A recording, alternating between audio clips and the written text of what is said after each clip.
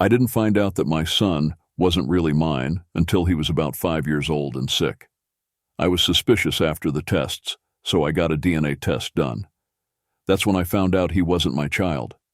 Even though I got divorced from my ex, I still had to pay child support for our son, because we were married when he was born, and the time to question paternity had passed. After that, I was a broken man and put all of my friends and family away. I started meeting people again after a few years. I finally learned that the ex was living with another person and in a relationship with them. This hurt me again, so I went back to being alone. After another year, I slowly came back out. Before I could talk about my past, I had to wait a while. But when I did, my brother set me on fire. Through friends, I learned that the ex-spouse moved in with the boy's dad almost right away after we got divorced, and they've been together ever since. I finally talked to their lawyer friend after my brothers pushed me to do so. He is a business lawyer who heard about my past and told me what he thought. After that, he told his friend who works in a family law company about me. To put it simply, I paid child support for almost 4 years. My lawyer says there is a good chance that I can stop paying child support and get back at least some of it, and maybe even most of it, because there is proof on social media that the boy was living with his real father at the time. The lawyer said that during discovery, we can find out the exact date that they lived together. After that, we'll have a better idea of how much we can ask for. I chose to sue to stop and get back my child support payments after talking with my family. My friend's ex and her family were mean to me right away. Regarding my friends, I've known them since childhood, and they know my ex through me. They say they agree with me that I should stop making payments, but I'm going too far in my efforts to get back almost $50,000. They said it went to help the boy, so I should think of it as giving to a good cause. Am I wrong to stop paying child support to my ex and sue them to get it back? I know I'm mad and bitter. Not the jerk. You're not wrong. Giving money to a good cause. LOL. Not at all. She lied to you, stabbed you in the back, and then used your trust to get free money from you. The kid didn't even need it because he was already living with 2 adults. People who aren't knowledgeable should not get in the way. Yes, he's not your biological child, so you don't have to take care of him. What your ex did to you was cruel and shouldn't be okay. It's strange that your friends can't see that. Because someone ripped you off, you should get your money back. From now on, you need to block out what they're saying and surround yourself with good people who will help you get your money back. Your ex did something bad and now has to deal with the results. This time, it means giving back money she doesn't deserve.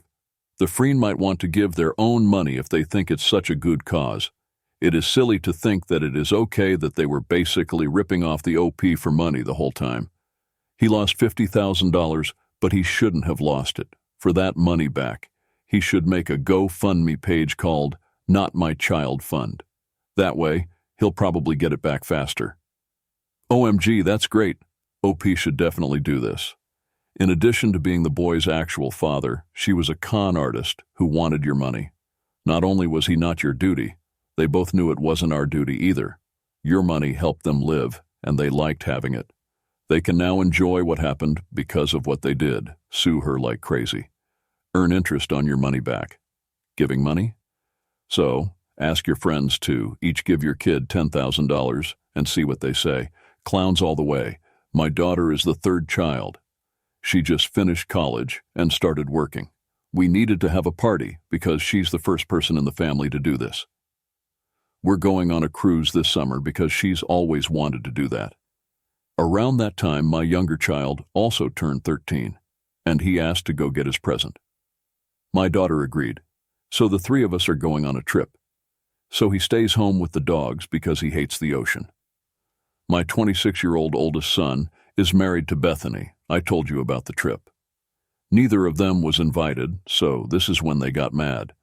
I told them that this trip was a birthday present for the younger and a celebration for his sister. They told me that since they're family, they should have been asked or at least been told about the plan. I had enough, and I told them they had the right to think that I should make plans for a celebration trip that wasn't about them. They're mad, and I might be wrong. Every year we take a family trip that everyone is welcome to.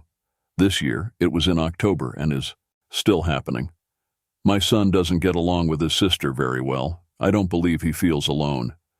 We see both of them all the time, and he's never said anything about being alone. He went on a trip after he finished from high school. He isn't able to pay. They are barely making ends meet, so I knew the answer would be no. My daughter doesn't like him either. Little brother or sister didn't go with him on trips. Holiday trips are not the same as family trips. So am I the idiot for telling my son and daughter-in-law that they have a lot of rights and that I need to talk to them about my plans? Not the jerk. They have the right too. You can ask them to come to anything you want. They can do the same thing, but they can't show up at a party. Of course, you were right when you said it was rude. You don't have to show them something that isn't about them. When you said your middle daughter agreed to your youngest daughter going, the tone was set. That means someone asked the daughter. You can tell the oldest that he needs to get permission from his sister before they can book tickets if you want to. I agree, but I would ask the daughter about her brother going. We're not going on a family trip. The baby was able to go on their birthday, and it's a happy trip for the daughter, because she and her brother don't get along. It's clear that the daughter doesn't want him to go. Not once did they get asked when their son's trip was. The daughter feels awkward when she is asked, especially since the answer is a clear no. I agree, but the OP shouldn't make her oldest child ask her daughter, because that puts the daughter in the middle. Makes her feel bad about herself. Now that your son is married, he probably does things with his wife, kids, and dad that they aren't there for. You're having a big event that has nothing to do with him. And it's also your birthday, not his. It sounds like all they want is a free trip paid for by mom. They sound very cocky when they ask to go on a trip with someone they don't get along with. Once more, looking for a free trip. He needs to grow up. He doesn't have to go on the family trip until October. Both my sister and I are expecting. My son is 2 months old now, and her daughter is 3 months old. She was so happy that we were both going to have our first babies around the same time and would be able to share our experiences. It wasn't as big of a deal for me, but it was nice to have someone who knew what I was going through when things got tough at first. She asked if we could talk about names, but I told her I was only interested in talking about names with my husband. I told her it was something every parent did. She complained a little, but I told her that was my strict limit. For a few months, she just listened. Then she started sending me name ideas. She wanted our kids to have names that were alike. It was important to me that we didn't talk about baby names. When she found out she was having a girl, she named her Edith. She told me after a while that we needed an old-fashioned name like Edith. Not long after she chose the name, she sent me a list of old-fashioned baby names. I told her yes and reminded her that we're not going to talk about names. She asked us a few weeks ago if we had picked a name. I told her we had, but we weren't going to tell anyone. My sister and I are both pregnant. So she asked me to tell her. I told her no one would know until my son was born. She replied by sending me a list of famous classic boy names. In her comment about the list, she wrote down her favorites. I didn't pay any attention to her sending that or her reply. We saw each other for the first time since the last list of names over the weekend. She asked me why I wasn't talking to her about the names, and why she thought I wasn't listening to any of her ideas. Having told her many times that it was just my husband and I having this talk, I told her. She then said I didn't even tell her I liked the names she sent. I told her that was because I had not asked her to send them. I had to tell her what I thought of the names for 2 hours. I told her that I didn't like any of the names, and that we had already chosen a name we liked. We didn't want any more ideas. I told her I never wanted or asked for them, but she kept breaking my rules. She cried as she left and said I made fun of her and her daughter's names. Names for boys that sound like Edith, since the first big list she sent. She told me not to make fun of her decisions that way. Am I the fool, not the jerk? She seems to not understand the word no. Jesus, you're not mistaken. We need a break from her. Stop telling her about it. No, you said. No is a full sentence. You don't need to say anything else about it. You can't decide where she sits. Stay firm and say, no, thank you for your unsolicited opinion, but no. Also, try to keep her from learning your son's name until her own child is born. Then she might just choose the girl's version of his name. Holy cow, are you so pushy? I don't know why this is so important to her. She needs to explain herself. Why is this important? Why don't you stay away from my boundary? Why? What are we going to do to make this right? I'm sure you don't want this to ruin our pregnancy and the fact that we will be having cousins together. Yes, I do. If OP's sister pushes the idea that they're almost twins, they'll be best friends and do everything at OP's house together. I know better than OP, so I can also control and parent her son. She wants names that go together and wants to name someone else's child. I already feel bad for little Edith. To give you some background, and to keep this short, my first wife, who was 36 years old, died about 7 years ago. Everything happened so quickly and badly that it scared all of us. But I think my teen daughter Emma was hurt the most. There was a time when she was mad at everyone and everything. Still, she's quieter these days, while my son Jacob, who is in the middle of his teens, is very focused on school and his future. I remarried 2 years ago to Kate, a 34-year-old woman. It took a while, but she gets along well with the kids. That's enough. And Emma seems to have really warmed up to her. They spend a lot of time together. Most of the week I work from home, which means I can't spend as much time with the kids as I'd like. But I talk to them almost every night while we eat dinner. I'll tell Jacob I'm proud of him and praise him on something great he did at school. I'll also sometimes give him extra money in his allowance. She is quiet and doesn't talk much at dinner, as I said. Emma told me she got a B in science class on Saturday night after Kate pushed her a bit. This is pretty unusual for her. I told her I was glad for her. That night she came into my office while I was working. She asked if I would like to see her English class creative writing piece. I told her I was busy and that she could show it to me tomorrow. As she left, she said, "If it was Jacob asking, you would drop everything you were doing in the morning." Kate came to see me after the kids went to school. She told me to stop being so dull and that she was sick of Emma crying in front of her because her own father wouldn't even look at her or praise her. I didn't think I was doing anything particularly bad or careless, but I've been having doubts and thought I'd put it out there for everyone to see.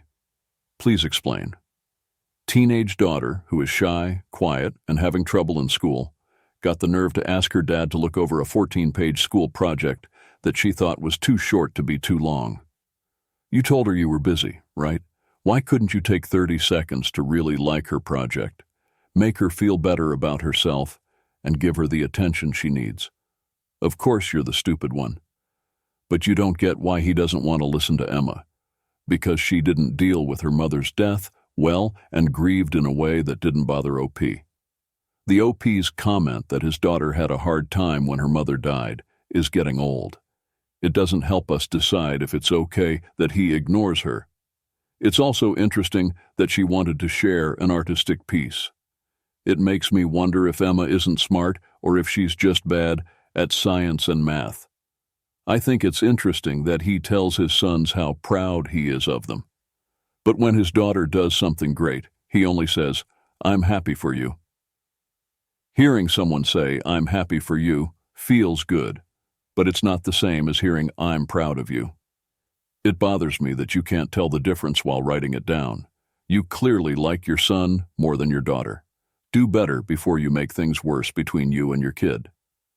About 2.5 months ago, my older cousin, a woman who is 27 years old, and her boyfriend, who is 25 years old, moved into my house for some reason. Because she and I were close as kids, I was happy to let them stay with me. I am 26 years old. Even though I only work part-time, I make enough to cover all my costs and have extra money to treat myself. My cousin, on the other hand, lost her job, and her boyfriend is still saying things like, "I'm working on my business." Everything was fine for the first few weeks. After a month, I realized they weren't exactly the cleanest types. Since they weren't paying rent, I told them to pick up after themselves and maybe do some jobs around the house. I didn't have any kind of OCD or anything. For a few weeks it was nice, and they did everything I asked. When the 2-month mark came around, I almost lost it. I only left town for a week to spend time with friends at a wedding and have some alone time. During that time, they put my house on Airbnb in some way. When I got back, it was almost totally trashed. I, of course, yelled and said some pretty mean things to everyone. But why should you blame me?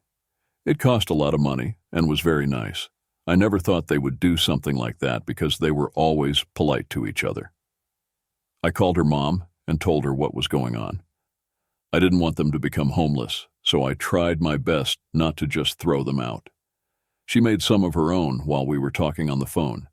I had gotten some nice, calm calls from family members who cursed at me and said that my cousin had called them crying. They said I was trying to get rid of them because they were trying to make money. I told her, "You've overstayed your welcome, and now you're trying to play the victim. You need to leave by morning." Anyone who blames me for the whole mess has been calling and texting me a lot since then. So am I the fool? Not the jerk. Did you take shots of the harm? Because your family members are annoying and because you want your cousin to know that you're already very kind by not suing, you really should have. First, report them to Airbnb. Then, make a police report. You should also get new locks and cams.